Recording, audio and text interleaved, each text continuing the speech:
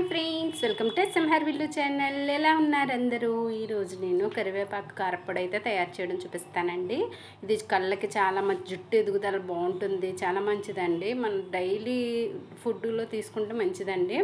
ఎండుమిర్చి నిల్వ ఉండేలాగా అయితే చూపిస్తున్నాను. ఎండుమిర్చి అయితే ఒక 20 తీసుకున్నాను. ఒక స్పూను జీలకర్ర, ధనియాల కప్పు, పచ్చెనపప్పు ఒక కప్పు, అలాగే విధంగా ఎల్లుల్లిపాయలు, కొంచెం ఆయిల్ అండి. ఆయిల్ తక్కువ ఆయిల్తో చేసుకుంటే బాగుంటుంది, నిల్వ ఉంటుంది. కరివేపాకుని కడిగేసి కొంచెం ఎండబెట్టానండి. అంటే ఎండలో కాకుండా పొడిగా ఫ్యాన్ కింద కాకుండా ఆరాలన్నమాట, తడి ఆరేలాగా వేసుకున్నాను. అంటే మనం ఎండలో ఎండబెడితే అది డ్రై అయిపోతుంది, బాగాను కలర్ చేంజ్ అయిపోతుంది అనమాట. అందుకు కాటన్ క్లాత్ మీద ఆరబెట్టుకోవాలి. ఇదిగోండి, మిరగాయలను అయితే వేయించి తీసేసుకుని అదే బాండీలో పచ్చెనపప్పు, మళ్ళీ ధనియాలు, ఇందులో కొంచెం పప్పులు అవి ఎక్కువ వేసుకుంటే పొడి పొడిగా వస్తుందండి, చాలా బాగుంటుంది టేస్ట్. పప్పులు వేస్తే నిల్వ ఉంటుందా అని అంటారా? ఉంటుందండి, చాలా బాగుంటుంది.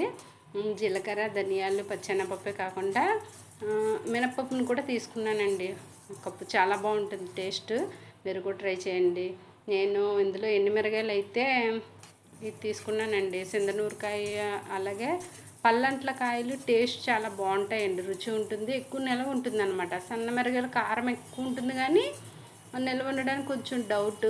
అందుకు పల్లంట్లకాయలు చాలా బాగుంటాయి. ఈ విధంగా మనకి ఎండాకాలం కదండి, రకరకాల కాయలు పేర్లతో వచ్చేస్తుంటాయి.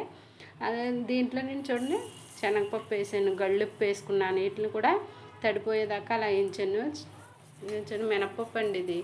ఈ మినపప్పు, శనగపప్పు ఇందాక వేయించాను కదండి, ఈ పప్పును కూడా చిటపట్లాడాను. చిన్నది కాబట్టి కొంచెం లాస్ట్లో వేసుకున్నాను అనమాట. మనకి పప్పులు ఎక్కువ వేయడం వల్ల రుచికి రుచి ఉంటుంది. పిల్లలు తినేటప్పుడు కూడా, పిల్లలు కానీ పెద్దవాళ్ళు కానీ, ఎందుకంటే ఫస్ట్ కొంచెం నెయ్యి వేసి కానీ నార్మల్గా కానీ తినిపించేసామనుకోండి, హెయిర్ కొంచెం గ్రోతింగ్ బాగుంటుంది. అదేవిధంగా కళ్ళకు కానీ ఒంట్లో ఈ మలబద్ధకం అనేది కూడా ఇది గరుకుగా పీచు పదార్థం కదండి కరివేపాకు, అన్ని విధాలుగా కూడా చాలా బాగుంటుంది అనమాట.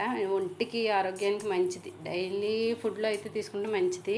ఇవి వేయించినవన్నీ నేను ఒక కంచంలో తీసుకుని పక్కన చల్లారించానండి. ఇప్పుడు కరివేపాకు కొంచెం కొంచెంగా అదే బాండీలో కొద్దిగా వేయించుకుంటున్నానండి, ఒకేసారి కాకుండా. ఎందుకంటే ఆకు కదండి, మనం కడిగేటప్పుడు దూసేటప్పుడు కూడా ఒక దాంట్లో ఒకటి అలా అంటికిపోయి ఉంటాయి.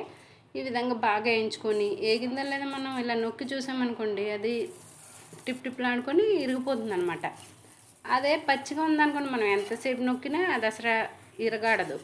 మనం ఇలా అంటే చక్కగా వేయించేసుకొని అది పట్పట్లాడేలాగా వేయించుకుంటే తీసేసుకొని మనం చల్లారించుకోవాలి. దీన్ని కూడా ఇది వేగిపోయింది కదా, మిక్సీలో డైరెక్ట్గా వేసేద్దామంటే చల్లారించకంటే కూడా వేయకూడదండి, తడి పెట్టేసి మనకి అది నిల్వ ఉండడానికి పనిచేయదనమాట. ఇక చూడండి, ఈ విధంగా మనం నొక్కామనుకోండి పని బాగా అవుతుంది.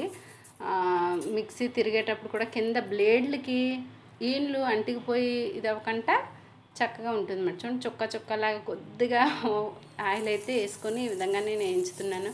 ఒకేసారి ఆయిల్ వేసామంటే ప్రతి దానికి కూడా ఆకుకి అంటికిపోయి ఆయిల్ ఎక్కువ పెట్టేస్తుంది, మనకు పొడిగా రాదు, ముద్దగా అలా వస్తుంది అన్నమాట.